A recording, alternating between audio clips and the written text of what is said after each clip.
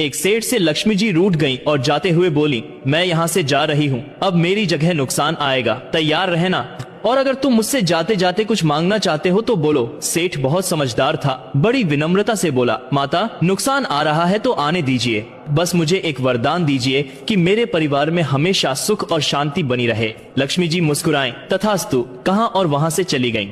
अब उस सेठ की 4 बहुएं थी। कुछ दिनों बाद सबसे छोटी बहू खिचड़ी बना रही थी। उसने खिचड़ी में नमक डाला और अपने काम में व्यस्त हो गई।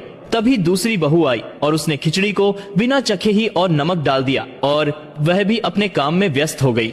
इसी तरह तीसरी और चौथी बहू ने भी खिचड़ी में नमक डाला बिना चखे और काम में लगी रही।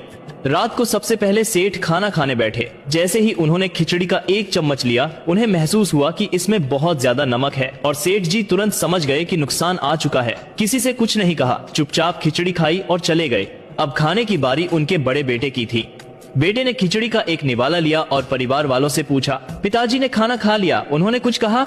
बाकी सबने जवाब दिया, हाँ पिताजी ने खा लिया, लेकिन किसी से कुछ नहीं कहा। बड़े बेटे ने भी चुपचाप खिचड़ी खाई और चले गए। इसी तरह परिवार के सभी सदस्य एक एक करके आए, अपने से पहले वालों के बारे में पूछे, कुछ नहीं कहा, चुपचाप खिचड़ी खाई और चले गए।